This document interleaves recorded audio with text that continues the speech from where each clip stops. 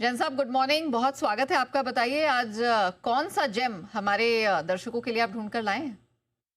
बिल्कुल एक very good morning first of all. और आज एक नया स्टॉक लाया हूं। वैसे नया का मतलब ये है कि न्यूली लिस्टेड कंपनी है और बहुत ही बेहतरीन कंपनी थी जिसके आईपीओ को बहुत जबरदस्त रिस्पांस मिला और बढ़िया कंपनी।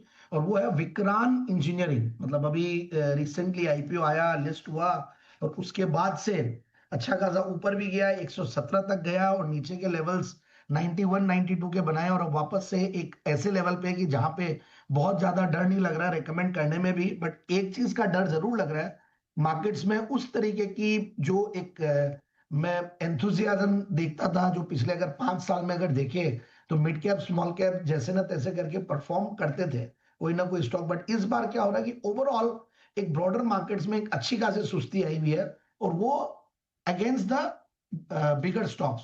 तो ये एक बहुत अलग टाइप का सिनेरियो बना हुआ है। So we have to be very very cautious. और जब भी स्टॉक ले तो एक चीज का ध्यान रखना है कि हमें समय देना पड़ेगा। ये नहीं है कि आज आपने लिया और 3 महीने 6 महीने में, पहले तो क्या होता था कि कोई भी स्टॉक देते 2 3 महीने में टारगेट्स भी अचीव होते थे। अब 6 महीना 9 महीना 12 महीना हो सकता है। और मिड कैप स्मॉल कैप में जनरली ऐसा होता है कि 2 साल 2.5 साल का एक पीरियड निकलता। तो इस बार 1 सवा साल ऑलरेडी निकल चुके हैं। सो जो भी इन्वेस्ट करे आप अपने अननेसेसरी लिवरेज पोजीशंस और एमटीएफ और इनके थ्रू नहीं करके आप अपने मतलब अनलिवरेज पोजीशंस बनाए लॉन्ग टर्म के लिए। उस हिसाब से ही पैसा बनेगा, भले वो स्मॉल कैप मिड कैप हो या लार्ज कैप हो।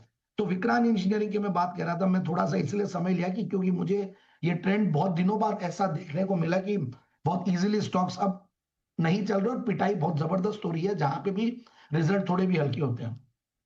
तो विक्रांत एक बढ़िया कंपनी है और इनफैक्ट कंपनी करती क्या पहले ये बता दूं, ईपीसी वाली कंपनी। और ईपीसी वाली कंपनियां वैसे पिछले जो स्मॉल कैप रैली थी उसमें बहुत जबरदस्त की थी। इस बार उस तरीके का माहौल इन स्टॉक्स में बना हुआ नहीं है। तो मैं end to end conceptualisation, design, supply, installation, testing, commissioning, ये सारे ये इनफैक्ट अलग अलग सेक्टर्स के लिए करते हैं। Power transmission and distribution, water infrastructure, railway projects, और ये सारे जो सेक्टर्स है जिसमें ये ईपीसी का काम करती है ये सरकार के एकदम मतलब फोकस्ड एरियाज है जहां पे सरकार का बजट एलोकेशन बहुत हाई रहता है। सामने बजट भी आने वाला तो वापस से वहां पे एलोकेशंस की बात इन पे जरूर से होगी। और वाटर इंफ्रास्ट्रक्चर पे वैसे भी हम लोग काफी बुलिश है। Water management companies, waste water management companies, इन सब पे तो अच्छे खासे इनके प्रोजेक्ट्स और ऑर्डर बुक काफी अच्छा खासा है। इनफैक्ट मैं इनका सितंबर का रिजल्ट्स भी देख रहा था, मैनेजमेंट कमेंट्री भी देख रहे थे, तो वहां पे भी कॉन्फिडेंस आता है। सितंबर का जो पिछले सितंबर के मुकाबले जो इस बार का पैटर्न काफी अच्छा है क्योंकि एक तो आईपीओ भी आया था और उसके बाद का ये रिजल्ट है। एंड ओवरऑल मैनेजमेंट की कमेंट्री भी ये है कि आगे भी इनको काफी अच्छी खासी वो दिख रही है एंड स्ट्रॉन्ग मैनेजमेंट क्वालिटी है। मैंने मेरे आईपीओ के जब वीडियो भी बनाया था तो मैंने ये जरूर बोला था कि मैनेजमेंट टेक्नोक्रेट्स है, तो उसका भी बहुत बड़ा एक कॉन्फिडेंस आता है।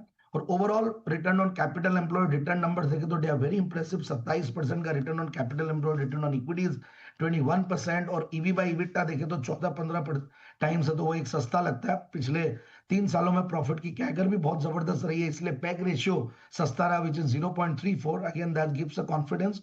95% की पिछले 3 साल में प्रॉफिट की कैगर रही है।